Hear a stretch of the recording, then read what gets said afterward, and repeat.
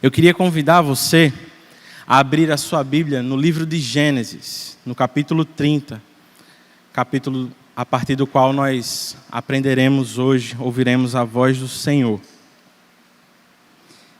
Eu queria que especialmente você notasse os versos 14 a 16, para iniciar. Alguém aqui já ouviu falar na série This Is Us? Estes Somos Nós? Essa é uma série que eu e a Aline começamos a assistir há algum tempo atrás, e meio que despretensiosamente, mas virou uma das nossas séries preferidas. Ela conta a história de um casal, Jack e Rebecca. Eles engravidam de trigêmeos, é isso mesmo que você escutou, trigêmeos. E aí, num belo dia, chega o momento das crianças nascerem. Eles podem se alegrar à medida que cada criança vai saindo ali da barriga da mãe. Quando de repente, uma das crianças não resiste ao parto. A alegria dá lugar agora ao desespero. Os pais vivem um misto de alegria e de tristeza. Rebeca descansa logo depois do parto. E Jack vai ver os filhos naquelas salas, sabe, que tem um vidro que separa as pessoas que estão de fora das crianças que estão ali de dentro. Ele fica contemplando Kevin e Kate. E aí ele percebe uma criança que está ali sem os pais. Ele descobre, por causa de um bombeiro, que aquela criança foi abandonada. E aí, depois de muita insistência, achando que talvez seja um sinal, ele insiste para que ele e sua esposa adotem aquela criança, que se chamará Randall. No decorrer da série nós vemos pais, aquele tipo de pai herói, que dá a vida pelos filhos, mas que, como todos os pais, comete erros. Vemos também filhos, cheios de virtudes, mas que, como todos os filhos, em muitos momentos são mimados, rebeldes, egoístas. Bem, este é o retrato dessa série, não querendo dar muitos spoilers. Mas eu acho que o grande acerto dela é gerar identificação. Nós, enquanto assistimos a série, somos colocados como que diante de um espelho. E naquela família, vendo aquela família, nós pensamos enquanto assistimos: estes somos nós. Os conflitos de família não são uma grande novidade. Há muito tempo isso existe. E nós podemos ver isso a partir do que temos aprendido semana após semana no livro de Gênesis. Mas será que nós conseguimos ter essa identificação? Será que não entendemos ou vemos essa história como uma história antiga, que às vezes serve só para nos informar o que aconteceu? Será que conseguimos olhar para os personagens bíblicos e nos ver em alguns momentos como eles? Será que conseguimos ter essa identificação? Se nós não temos, meus irmãos, nós perdemos a oportunidade de aprender o conselho que as Escrituras têm a nos dar a partir do que podemos ver na Bíblia. Mas antes mesmo de chegar à mensagem do texto, a moral da história, observe a guerra que existia na casa do patriarca Jacó. Observe comigo os versos 14 a 16. Moisés relata que durante a colheita do trigo, Rúben saiu ao campo, encontrou algumas mandrágoras e as trouxe a Lia, sua mãe. Então Raquel disse a Lia: dê-me algumas mandrágoras do seu filho. Mas ela respondeu: não lhe foi suficiente tomar de mim o marido? Vai tomar também as mandrágoras que o meu filho trouxe? Então disse Raquel: Jacó se deitará com você esta noite em troca das mandrágoras trazidas pelo seu filho. Quando Jacó chegou do campo naquela tarde, Lia saiu ao seu encontro e lhe disse: hoje você me possuirá, pois eu comprei esse direito com as mandrágoras do meu filho. E naquela noite ele se deitou com ela. Vamos orar ao Senhor? Pai, nós queremos orar nesse momento, pedindo pelo teu auxílio. Eu sei das minhas limitações, mas sei que quando pregamos a tua palavra com fidelidade, o Senhor fala com o teu povo. Por isso eu te peço, Senhor, que o teu Espírito possa encontrar os nossos corações, que possamos ser encontrados pela tua palavra e transformados por ela. É o que te pedimos em nome de Jesus. Amém. Você se lembra dos últimos acontecimentos, do último capítulo que nós vimos? Nasce agora um romance entre Jacó e Raquel. Para se casar com ela, ele propõe ao pai de Raquel que trabalhe durante 7 anos, a fim de ter direito a se casar com ela. Labão concorda, eles então dão seguimento ao acordo e depois de 7 anos, Labão dá uma festa de casamento. Parecia que tudo estava indo bem, até que Labão engana a Jacó. Na noite de núpcias, em vez de entregar a Raquel, ele entrega a Lia. Jacó não percebeu, foi enganado, e no outro dia percebeu a besteira em que tinha se metido. Quando ele percebeu, ele reclama com Labão: não foi esse o trato que nós fizemos. Eu trabalhei 7 anos por Raquel, não por Lia. Labão diz: calma, meu jovem, vamos fazer o seguinte. Depois dessa lua de mel, vá lá, curta a lua de mel. Depois dela, você volta. E aí, em troca de mais 7 anos de trabalho, eu lhe entrego Raquel. Jacó já não tinha mais o que fazer, não tinha como voltar atrás e estava apaixonado por ela. É lógico que ele aceitou. Ele aceita por mais 7 anos de trabalho. Então eles se casam e agora Jacó tem 2 mulheres em casa. Tudo estava meio de cabeça para baixo. E aí, como se já não bastassem as consequências dos pecados antigos de Jacó, agora ele vai ter que enfrentar as consequências de um novo pecado, a poligamia. Sim, meus irmãos, a poligamia é um pecado. Embora Moisés esteja narrando aqui os fatos, isso não quer dizer que ele concorda ou que ele valida a poligamia. Sim, nós precisamos tratar isso como um pecado. A partir de que nós podemos perceber? Como nós podemos perceber que Deus projetou o casamento para a monogamia, um homem e uma mulher. Gênesis 2:24 narra o primeiro casamento. E nós vamos encontrar lá o texto nos dizendo: o homem deixará pai e mãe e se unirá à sua mulher, e eles se tornarão uma só carne. Mulher está no singular e não no plural. O relacionamento pactual que Deus tem com o seu povo frequentemente é ilustrado por um casamento. E esse casamento é, por assim dizer, monogâmico ou monoteísta. Isso quer dizer, Deus tem um povo e esse povo tem um só Deus. Nós podemos perceber isso porque quando o povo de Deus se desvia de Yahvé, do seu Deus, o próprio Deus trata isso como infidelidade. O próprio Deus os chama de adúlteros. Se trata de adultério espiritual.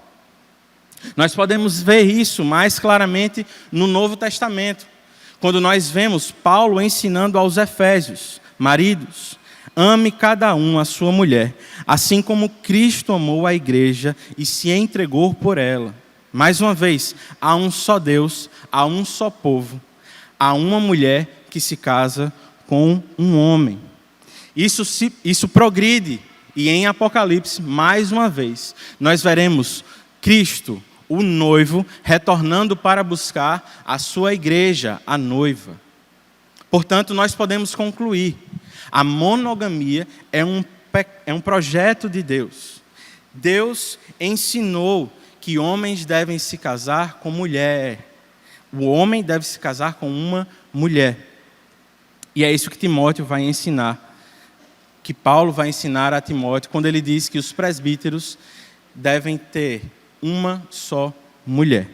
Mas a pergunta que surge é, por que então tantos homens de Deus, se envolvem com a poligamia? Bem, nós precisamos entender primeiro, que aqui não há uma questão simplesmente de promiscuidade, mas de procriação. Se por um lado é pecado, nós podemos perceber que, apesar e através dos pecados, Deus está cumprindo o seu plano de tornar Abraão pai de uma grande nação. Mas sim, é pecado. E por outro lado, Deus revela mais dos seus atributos. Ele está revelando sua graça, a sua misericórdia e paciência para com os seus filhos. O fato é que não sabemos porquê, mas Deus decidiu suportar esse pecado no meio do seu povo por um determinado tempo. O que nos faz concluir, a partir desse pecado e de outros que vão surgir no texto, a grande verdade do texto: a graça de Deus supera os pecados do seu povo. Apesar dos pecados, nós podemos perceber que a graça de Deus os supera por seu povo. Como nós podemos perceber isso a partir desse texto? Olhemos agora mais detalhadamente para a primeira cena, a guerra por meio das servas, do verso 1 a 13. A esse ponto aqui você se lembra que Lia já tinha 4 filhos. É a partir disso que o texto começa a nos dizer, verso 1, quando Raquel viu que não dava filhos, teve inveja de sua irmã. Por isso disse a Jacó: dê-me filhos ou morrerei. Prestem atenção, o desejo de ser mãe é legítimo. Não há nada errado em querer ser mãe. Mas aqui o que parece mover Raquel não é o simples fato de querer ser mãe, mas, como o texto nos diz, a inveja. Como é que Jacó lida ao escutar as palavras da sua esposa? Verso 2. Jacó ficou irritado e disse: por acaso estou eu no lugar de Deus que a impediu de ter filhos? A pergunta aqui é retórica. Nós devemos entender isso como uma afirmação. Ele está dizendo: Deus quem é soberano e eu não posso fazer nada. De fato, ele está certo. Mas ao que parece, faltou aqui a Jacó sensibilidade. Ele precisava pastorear a sua esposa.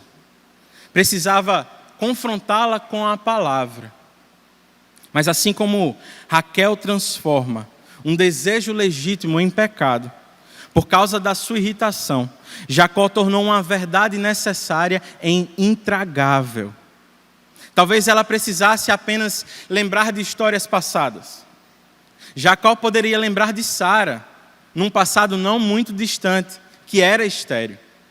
Sara não podia ter filhos. Recebeu a promessa de que teria um filho, mas ela pecou ao dar Agar, sua serva, para Abraão ter filhos com ela. Ela se apressou, ela não confiou em Deus. Talvez ela precisasse lembrar disso. Talvez ela pudesse se lembrar da mãe de Jacó, que também era estéril. Rebeca não podia ter filhos, mas Isaac orou por sua esposa, Deus ouviu a sua oração e concedeu-lhe o desejo de ter filhos. Talvez Jacó precisasse de sensibilidade, lembrar a história, o que Deus já tinha feito no passado e que poderia fazer com ela. Talvez lhe faltou orar com sua esposa. O fato é que isso não aconteceu. Sem correção e tomada por desespero, Raquel diz o seguinte, verso 3. Aqui está Bila, minha serva. Deite-se com ela para que tenha filhos em meu lugar. E por meio dela eu também possa formar família. Aqui nós temos uma espécie de adoção por barriga de aluguel. Era comum que as senhoras tomassem posse dos filhos de suas servas para constituir família, num caso como esse. Será que Jacó se opôs a essa proposta? Ao que parece, não. Talvez não é comum tanto na nossa época, mas naquela época os homens tendiam a evitar alguns confrontos com a esposa. Talvez a esposa pudesse criar uma confusão e Jacó disse: eu não vou me meter nessa confusão. E assim Jacó embarca no pecado. O texto nos diz, verso 4, que ela deu a Jacó sua serva Bila por mulher. Ele deitou-se com ela. Bila engravidou e deu-lhe um filho. Jacó, meus irmãos, que já tinha 2 esposas, agora vai em 3 e contando. Cega pelo pecado, Raquel distorce os acontecimentos e os trata como favor de Deus. Veja o que nos diz o verso 6. Deus me fez justiça, ouviu o meu clamor e deu-me um filho. Por isso deu-lhe o nome Dan. Não foi o único, pois o texto continua nos dizendo que Bila, serva de Raquel, engravidou novamente e deu a Jacó o 2º filho. Então disse Raquel: tive grande luta com minha irmã e venci, pelo que chamou Naftali. A grande verdade, meus irmãos, é que se nós prestarmos atenção, Lia nunca ganhou nenhuma guerra. Até mesmo o fato de ter filhos para Lia era um motivo de atrair a atenção do seu esposo. Ela nunca conseguiu isso. Mas a inveja, o ciúme, o pecado é irracional em muitos momentos. Por causa dele, nós acabamos distorcendo a realidade ou a interpretação que fazemos da realidade. Mas quem vai convencer uma esposa de que uma cantora que mora em outro país não oferece nenhum risco ao relacionamento? Quem é que vai explicar para o esposo que uma pessoa que não tem ligação nenhuma com a esposa oferece risco ao relacionamento? Não faz sentido, mas é assim, é irracional. Agora, tem como piorar essa história? Tem. Pois o texto nos diz, no verso 9, que quando Lia viu que tinha parado de ter filhos, tomou a sua serva Zilpa e a deu a Jacó por mulher. Vai na 4ª. Zilpa, serva de Lia, deu a Jacó um filho. Então disse Lia: que grande sorte! Por isso chamou Gade. Zilpa, serva de Lia, deu a Jacó mais um filho. Então Lia exclamou: como sou feliz! As mulheres dirão que sou feliz. Será mesmo que Lia era feliz? Ou sua felicidade estava na aparência que ela poderia gerar quando outras mulheres olhavam para ela e viam: ela tem uma grande família, ela deve ser feliz. Como disse Calvino, comentando esse texto, não há limite para o pecado quando uma instituição divina é tratada com negligência. Parece pequeno no começo o pecado, mas um só pecado abre porta para muitos outros. Começa com uma mentira, aí você não volta atrás. Daqui a pouco você tem que mentir cada vez mais para manter a primeira mentira, até que você não tem como voltar mais. Parece difícil demais. A traição não começa de repente. Começa quando olhamos para outra pessoa, desejamos outra mulher. Começa com a pornografia. Daqui a pouco, você começa a desejar outras pessoas, conhecidas, desconhecidas. O pecado vai avançando. Você tem mulher, você tem filhos. E daqui a pouco você já tem uma vida paralela ao seu casamento. São os impulsos não freados no namoro. São os lugares e situações que não evitamos. Começa com um beijo, mas vai avançando até que chega a relação sexual antes do casamento. Avança mais, você vai se sentindo confiante e de repente a namorada engravida. A dependência alcoólica, ela não começa de repente. Começa quando bebemos socialmente com os nossos amigos. Primeiro é eventual, acontece algumas vezes. Depois você gosta da sensação que a embriaguez lhe traz. Você começa a repetir a dose, e o que era eventual passa a ser semanal. E o que era semanal passa a ser cada vez mais e mais frequente. Assim, meus irmãos, é o pecado. É como um câncer. No começo, os sintomas parecem inofensivos, mas se nós não o arrancamos, ele toma todo o nosso corpo e nos mata. O que nos faz, ou que nos lembra uma advertência que esse texto nos traz. Tenhamos cuidado com os nossos pecados. Tenhamos cuidado com a inveja que foi mencionada nesse texto. Porque a inveja ela pode revelar o que de fato nós amamos. Onde é que está o nosso coração? Onde é que está a nossa adoração? Nós precisamos avaliar o que é que nos move. O que é que nos faz querer ter um carro novo? O que é que nos faz querer ter uma casa nova? Meus irmãos, o que é que nos move a ter filhos? A querer ter um casamento? É a glória de Deus? Ou é o que vemos ao nosso redor? É a inveja que temos no coração. E se nós perdemos o que temos, como é que nós ficamos? Se perdemos alguém que amamos muito, um ente querido, um familiar, um amigo, se perdemos um pai, uma mãe, um filho, como lidamos com a situação?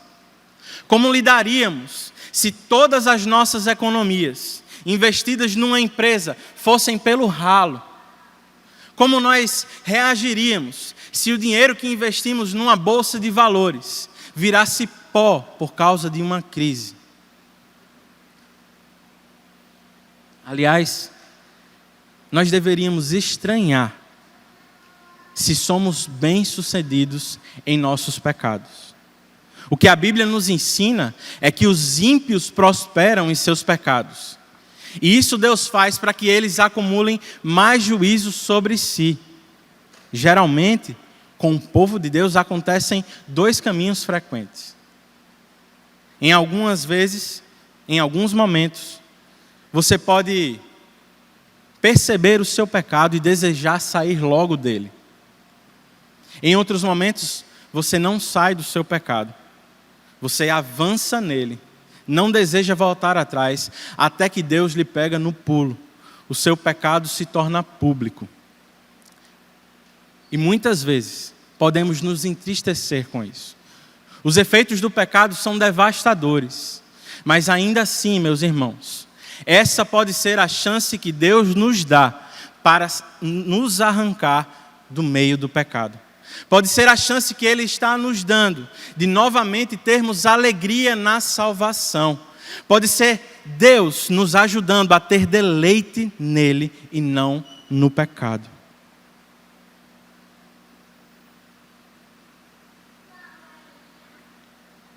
Agora, não nos tornemos como Raquel, mulheres. Nós precisamos ter cuidado com a amargura. Não podemos reagir como crianças birrentas, que não são atendidas por Deus, por seus pais, e aí fazem aquele show. Se revoltam contra Deus, não querem mais conversa com Ele, começam a distorcer as coisas que acontecem à volta. Cuidado, para não se tornar uma mulher rixosa, como Provérbios vai nos dizer. Cuidado para você não tornar o lar um lugar inabitável. Não ser uma mulher que está insatisfeita o tempo inteiro, que reclama o tempo inteiro. Ao mesmo tempo, homens, tenhamos cuidado para não nos tornarmos insensíveis como Jacó. Maridos, nossas mulheres precisam da palavra. Em muitos momentos elas precisarão ser confrontadas, mas isso precisa ser feito com toda sabedoria. Não adianta você querer exortar, encorajar a sua esposa, se você faz como se fosse superior. Quando você faz isso, você coloca uma verdade necessária a perder. Isso também se aplica aos nossos filhos, irmãos. Nós precisamos de paciência para ensiná-los. Precisamos ensinar o caminho em que eles devem andar, mas eles não aprendem de repente. Eles não aprendem a ser obedientes de um dia para o outro. Eu brinco às vezes dizendo que Sara não tem nem medo, nem memória. Você diz, Sara, não sobe no sofá, filha. Você vai cair e se machucar. Aí o que ela faz? Ela sobe no sofá e se machuca. Chora, abre o berreiro, desespero. Daqui a pouco, sabe o que ela está fazendo de novo? Subindo no sofá. Não tem medo, nem memória. Mas será que nós não somos assim também? Olhe para a sua vida. Perceba quantas vezes você caiu nos mesmos pecados e ainda assim Deus se mantém paciente. Olhe para a sua vida. Veja quantas vezes você tropeça. Veja quantas vezes você, mesmo sabendo que está pecando, vai em frente, desafiando assim Deus, nosso Pai. Assim são os nossos filhos. Deus se mantém paciente. Nós também deveríamos nos esforçar para instruí-los com paciência, para que eles aprendam cada dia. O mesmo se aplica no aconselhamento. Uma pessoa deseja se aconselhar, ouvir a sua opinião sobre determinada coisa. E muitas vezes o que acontece é, você diz, olha, eu acho que era melhor você fazer tal coisa. Quando você vê, a pessoa faz tudo diferente. A reação que você tem é qual? Querer abandonar a pessoa. Você desiste. Nós temos a tendência de querer desistir no primeiro erro, no primeiro momento. Nós deveríamos insistir mais. Não porque as pessoas necessariamente mereçam. Não porque necessariamente sejam boas. Mas porque nós temos o exemplo de como o próprio Deus lida conosco. Meus irmãos, no pecado nós precisamos de luta. Luta individual e luta coletiva. Precisamos lutar para afastar de nós os nossos pecados. Precisamos lutar para mutilar os pecados de nós. Mas como nós precisamos da ajuda de uns dos outros para lutar contra o pecado. Por isso, olhemos mais para a graça de Deus. Olhemos mais para como Deus nos trata. Para que dessa forma lutemos os pecados uns dos outros. Porque o que precisamos aprender a partir desse texto é que a graça de Deus supera os pecados do seu povo. Depois de ver essa primeira cena, andemos um pouco mais e vejamos a segunda cena desse capítulo, que vai dos versos 14 a 24. Primeiro nós vimos a guerra de Lia e Raquel por meio das suas servas. Agora veremos a guerra por fertilidade. Observe comigo o verso 14. Durante a colheita do trigo, Rubens saiu ao campo, encontrou algumas mandrágoras e as trouxe a Lia, sua mãe. Então, provavelmente a notícia se espalhou rapidamente e Raquel disse a Lia, dê-me algumas mandrágoras do seu filho. A mandrágora, para quem está curioso, era uma planta que era conhecida por seus efeitos afrodisíacos. Povos pagãos usavam a mandrágora em espécies de rituais e como amuletos, pois acreditava-se que ela poderia estimular a fertilidade. Como será que Lia lidou com essa afronta de Rebeca, meus irmãos? Diante desse ambiente de rivalidade, o verso 15 nos diz que ela respondeu, não lhe foi suficiente tomar de mim meu marido, vai me tomar também as mandrágoras que meu filho me trouxe. Então Raquel respondeu, e aqui parece que dá para ouvir até Labão falando. Jacó se deitará com você essa noite em troca das mandrágoras trazidas pelo seu filho. Ironicamente, irmãos, Jacó, que era enganador, passa agora a ser enganado. Jacó, que costumava manipular e negociar bem, agora se torna objeto de manipulação e negociação das suas próprias esposas. Mas Lia, a rejeitada, parece ceder aqui a oportunidade de mais uma vez tentar a atenção do seu esposo. O texto segue nos dizendo, no verso 16, que quando Jacó chegou do campo naquela tarde, Lia saiu ao seu encontro e lhe disse: hoje você me possuirá, pois eu comprei esse direito com as mandrágoras do meu filho. E naquela noite ele se deitou com ela. Resultado, Deus ouviu Lia e ela engravidou e deu a Jacó o 5º filho. Sabe o que é mais irônico de tudo nessa cena?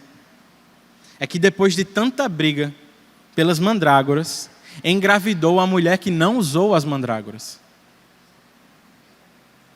As mulheres já tinham aqui usado suas servas na competição de tentar ter filhos. Agora elas competem por fertilidade através de crenças pagãs. Ainda assim, mesmo tendo um filho, Lia não parece ter entendido bem o que aconteceu. Pois o texto, no verso 18, nos diz o seguinte: disse Lia: Deus me recompensou por ter dado a minha serva ao meu marido. Por isso deu-lhe o nome Issacar. Lia engravidou de novo e deu Jacó o 6º filho. Disse Lia: Deus presenteou-me com uma dádiva preciosa. Agora meu marido me tratará melhor. Afinal, já lhe dei 6 filhos. Por isso deu-lhe o nome de Zebulon. Algum tempo depois, ela deu à luz a uma menina, a quem chamou Diná. Chama aqui a atenção o fato de que Lia ainda tem esperança de, através dos filhos, atrair a atenção do seu esposo. Agora, o foco volta-se de Lia novamente para Raquel. O verso 22 nos diz: Então Deus lembrou-se de Raquel, pois ouviu o seu clamor e a tornou fértil. Ela engravidou e deu à luz a um filho e disse: Deus tirou de mim a minha humilhação. Deu-lhe o nome de José e disse: que o Senhor me acrescente ainda outro filho. Nós precisamos entender que Deus nunca esqueceu de Raquel. Deus é eterno, Ele não está preso ao tempo.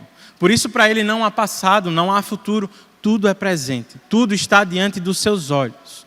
O que o texto quer nos dizer é que Deus, por um período de tempo, decidiu torná-la infértil, mas agora Ele decide que ela terá filhos. Não foram as mandrágoras, não foi o fato de Lia ter dado a sua serva a Jacó que tornou elas fértil.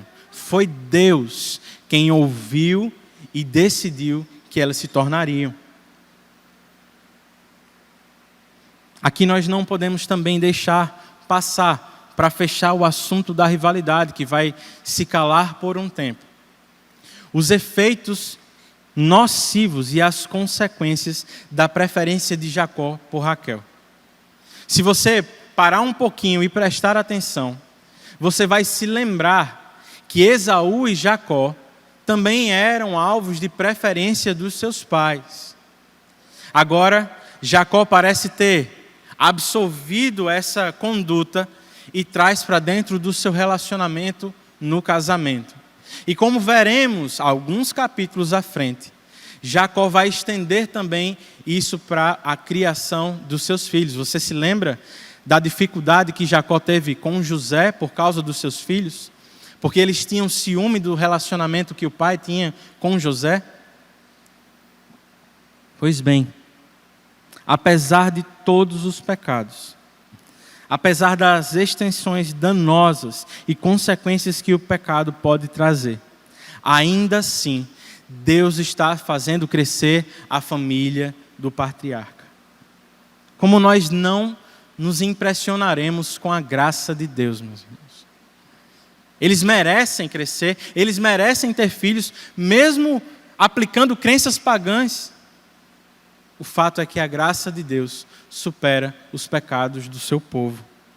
Mas de qualquer forma, cabe o alerta aqui ao favoritismo. Não é nosso caso ter que lidar com várias esposas, assim eu espero.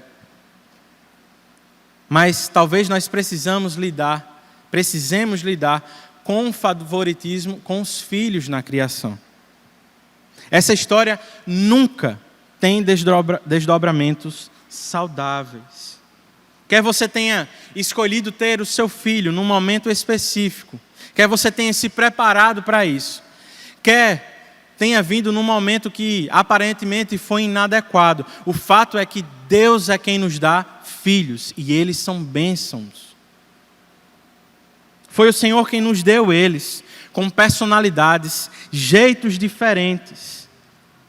Por isso tenhamos cuidado, meus irmãos, para não gerar em nossas casas um ambiente de rivalidade por atenção, amor e carinho.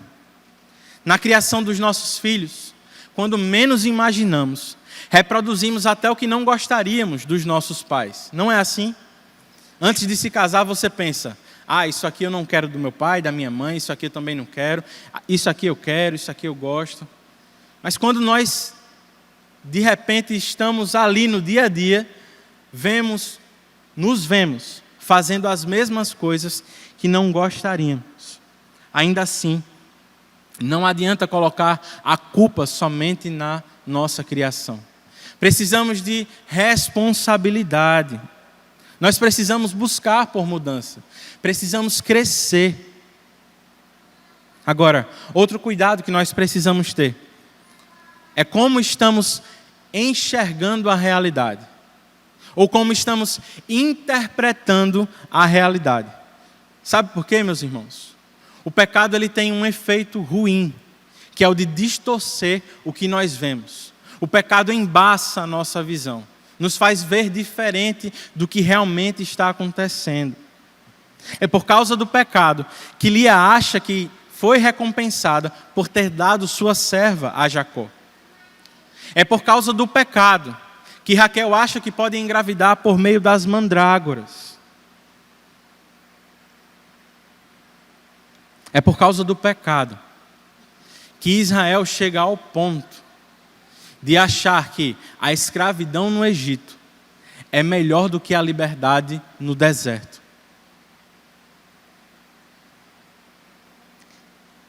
Nós não somos muito diferentes. Estes somos nós, sujeitos às mesmas distorções de realidade. Mas o pecado não está somente em interpretar de forma incorreta a realidade. Não trata-se somente de interpretar errado o que Deus tem nos dado. Muitas vezes se trata, na verdade, de perceber quem Deus é de fato. Nós devemos orar. E aí nós fazemos os nossos pedidos a Deus. Ele parece não nos ouvir. Então nós começamos a entrar num jogo de barganha, de atrair a atenção do Senhor. O que é que podemos fazer para Ele nos ouvir? O que é que podemos fazer para Ele nos atender? Sabemos na teoria que todas as coisas cooperam para o bem daqueles que amam a Deus. Sabemos que Deus é soberano sobre todas as coisas, que Ele reina e rege o universo, mas de repente, na prática, duvidamos e desconfiamos. Passamos a querer depender apenas do nosso esforço. Pense comigo, quantos pecados poderiam ter sido evitados se Raquel e Lia simplesmente tivessem esperado? Nós devemos orar, devemos pedir a Deus. Mas será que estamos pedindo de acordo com a sua vontade? Será que estamos preocupados com a sua glória? Ou o que está em jogo é apenas a nossa reputação? Se nós estamos pedindo corretamente, portanto, esperemos pelo tempo de Deus, meus irmãos. Se achamos que está demorando muito, derramemos os nossos corações em oração diante de Deus. E esperemos, recebamos dele descanso. Tudo que nós conquistamos é por graça.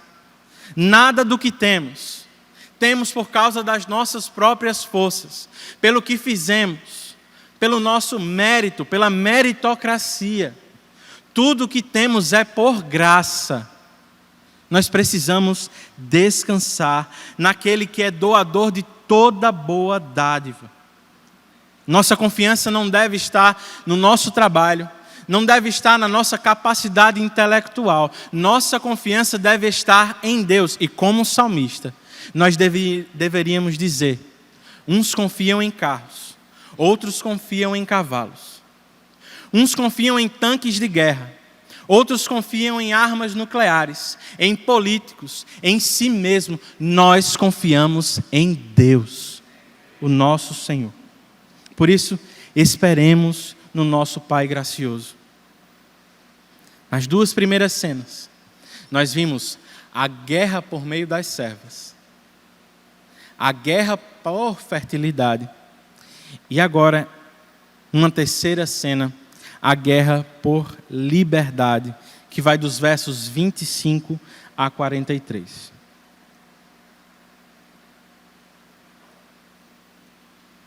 Agora, o foco se desvia um pouco de Lia e Raquel, e agora se transfere para Jacó e Labão.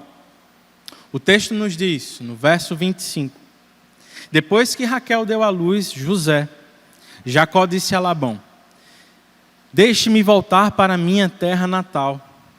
Dê-me as minhas mulheres, pelas quais o servi, e os meus filhos, e partirei.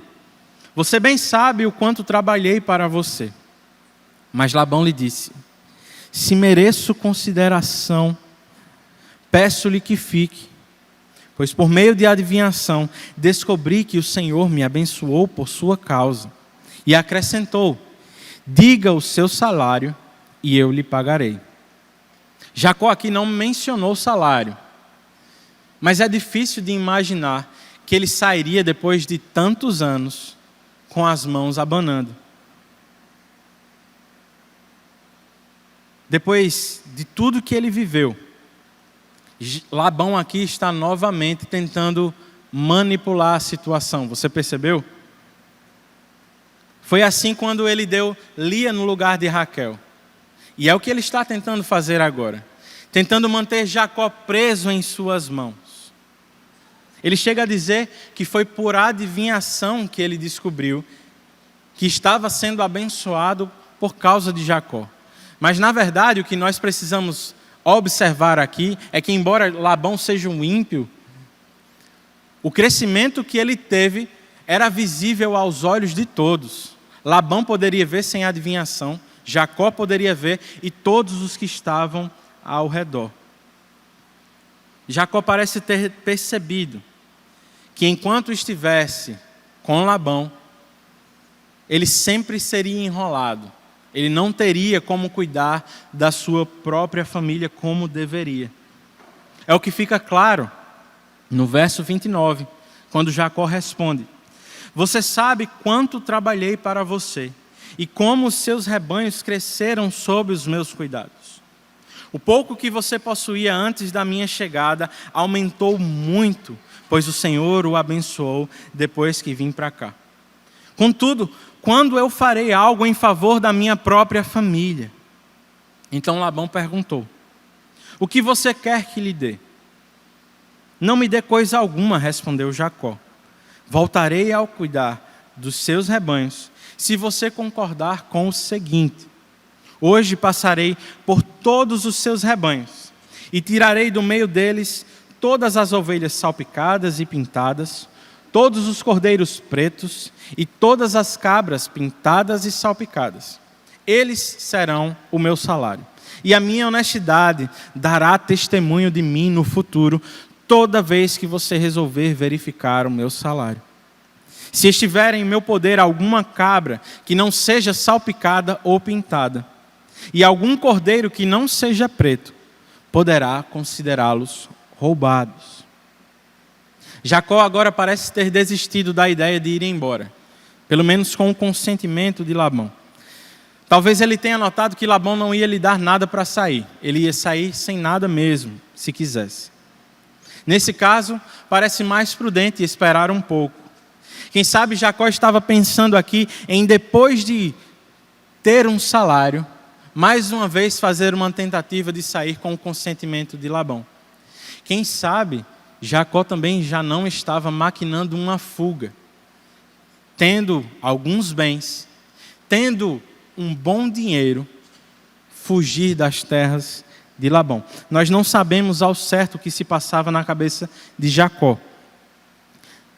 O que nós sabemos é que ele fala ou dá uma descrição aqui dessas cores de animais. E o que precisamos entender é, se tratava da minoria do rebanho, das cores mais raras, menos frequentes. E era comum que um pastor tivesse como um salário 20% do rebanho de seu senhor. Talvez conhecendo um pouco do rebanho, ou conhecendo bem o rebanho, Jacó tenha visto uma oportunidade de enrolar Labão, que estava ali enrolando. Ele parece ter assumido o risco da renda variável e agora ele segue.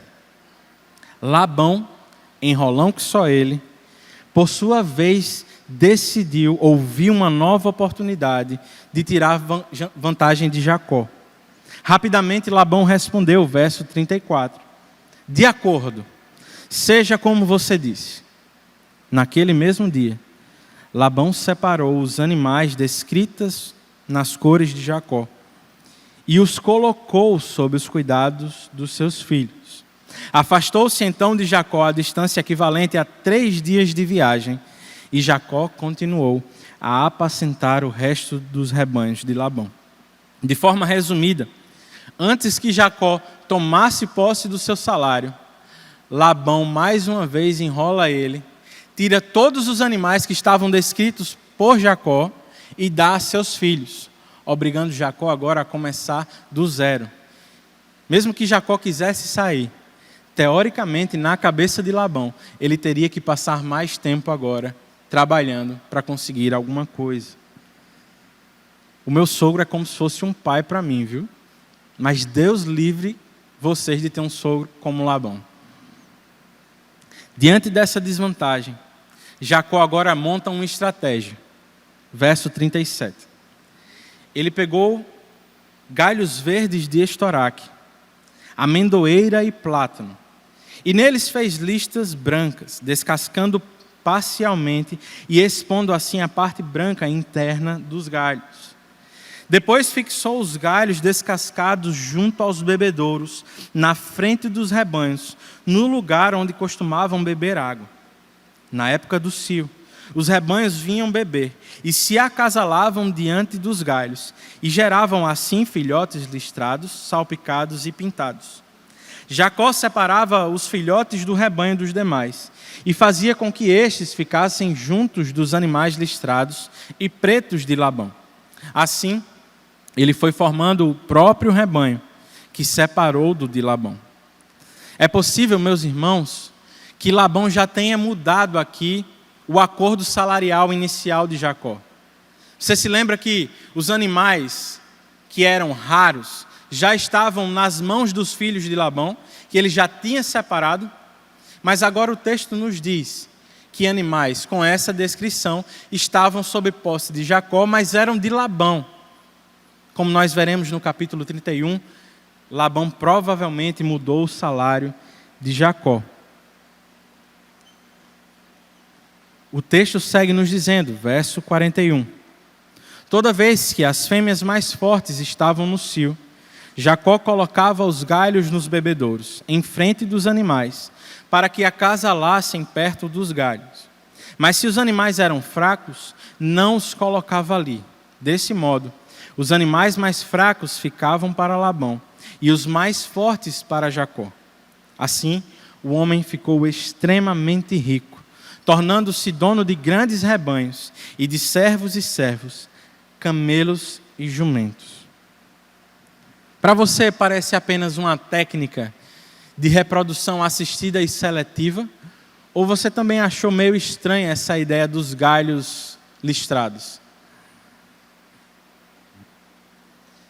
Ao que parece, Jacó aqui estava se apropriando de alguma coisa mística. Alguns estudiosos dirão que existiam algumas toxinas nesses galhos que poderiam provocar esse tipo de coisa. Mas como nos diz Bruce Waltke, Jacó aqui está pensando em termos de simpatia mágica, assim como Raquel fizera com as mandrágoras antes. Mas o esquema aqui, assim como as mandrágoras, funciona somente por causa da graça soberana de Deus e não por causa da magia pagã. Mais uma vez, como um pai amoroso e paciente, Deus está suportando os pecados do seu povo. Isso é pura graça. Mas será que em alguns momentos somos parecidos com Jacó nesse sentido? Será que em alguns momentos somos místicos e sincretistas? Adicionamos às práticas da nossa fé práticas de outras fés, de outras religiões? Nós parecemos confiar em Deus, mas vez por outra, nós aderimos a alguns ritos estranhos. Está lá, vai virar o ano. Mais uma vez você precisa vestir uma roupa de uma cor determinada. Você precisa de um cardápio específico. Você precisa agir de determinadas formas.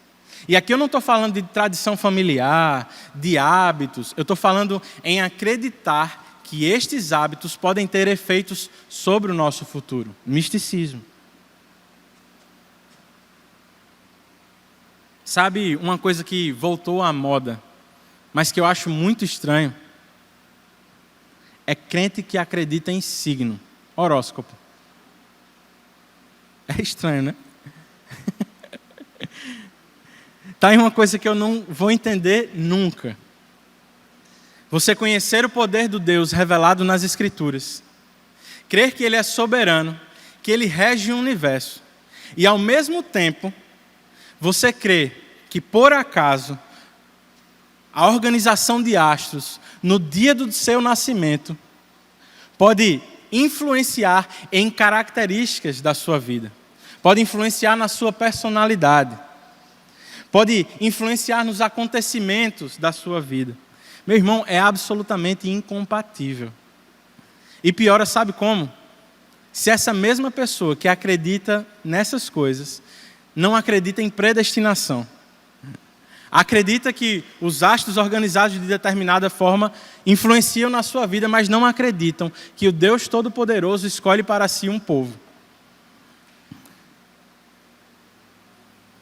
Muitas vezes você ouve algumas pessoas dizendo: eu sou esquentada, eu sou explosiva porque eu sou do signo tal. É não, meu irmão, é não, minha irmã. É por causa do seu pecado. É porque você ainda não exercitou como deveria o domínio próprio. É porque você não segura a sua língua. É por causa do seu pecado. Assuma sua responsabilidade. Mas talvez você pense: não, horóscopo é demais, Tiago. Horóscopo, não. Mas quem sabe não seja o seu problema a barganha. Você acredita que se oferta mais num determinado momento da sua vida, a fim de conquistar algo, Deus pode lhe retribuir em dobro. Você crê diante de alguns desafios, que se você se abstiver de algo, que se você orar mais, quem sabe se você jejuar, Deus pode lhe atender os pedidos. Seu problema pode ser que você anda distante da igreja, você anda distante do evangelho, você não cumpre com os deveres que tem para com a igreja local, mas aí de repente quando você tem um filho, você decide trazer ele para ser batizado, como numa espécie de mentalidade católica: vou batizar meu filho porque senão ele continua sendo pagão.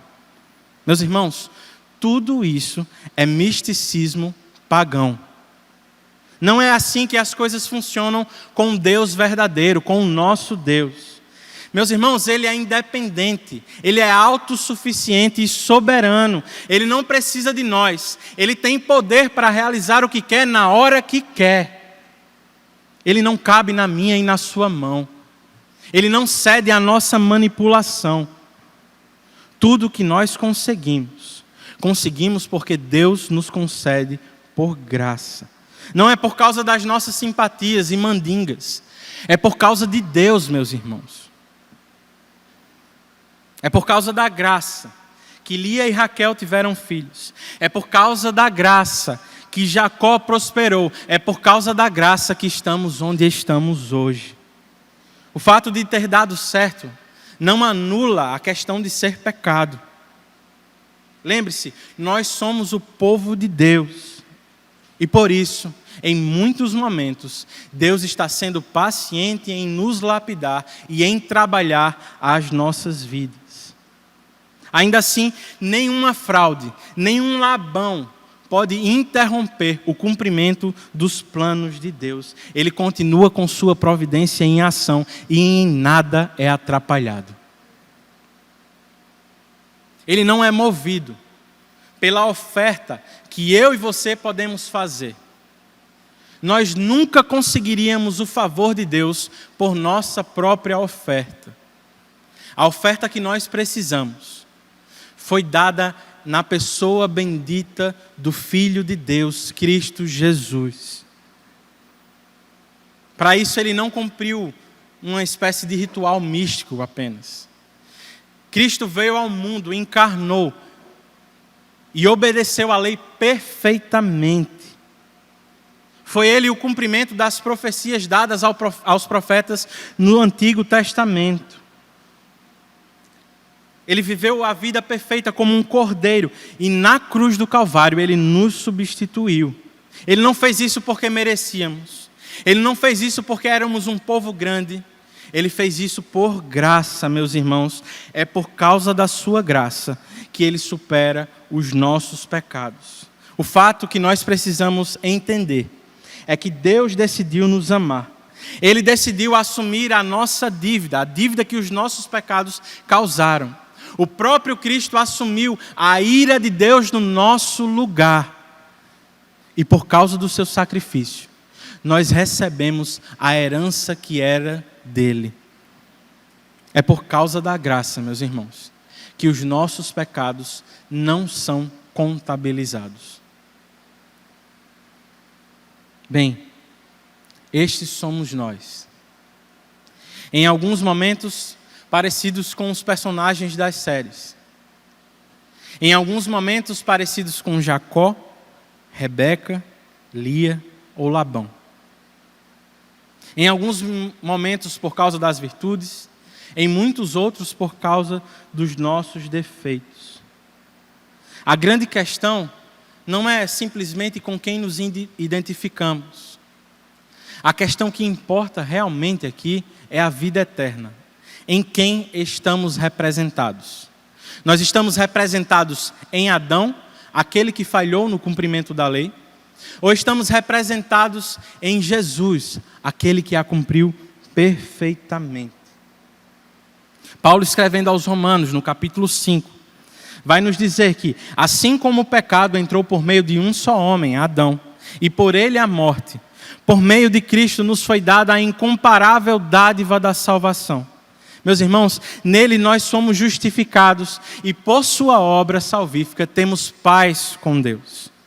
Ele continua nos dizendo: assim como por meio da desobediência de um só homem, muitos foram feitos pecadores, assim também por meio da obediência de um único homem, muitos serão feitos justos. A lei foi introduzida para que a transgressão fosse ressaltada, mas onde aumentou o pecado, transbordou a graça. Onde abundou o pecado, superabundou a graça. A fim de que, assim como o pecado reinou para a morte, também a graça reine pela justiça para conceder vida eterna mediante Jesus Cristo, nosso Salvador. Essa é a grande verdade que não podemos esquecer. Se você esquecer de toda a explicação desse texto, você não pode sair daqui e esquecer. A graça de Deus supera os pecados do seu povo. Olhemos mais para esse Rei majestoso, meus irmãos. Olhemos para a beleza desse ser santíssimo, perfeito, que resolveu salvar pecadores como eu e você. Olhemos para Ele, que ressuscitou para a nossa redenção. Nos maravilhemos com a sua graça, meus irmãos. Porque se estamos nele, não em Adão, mas em Cristo, já não há condenação.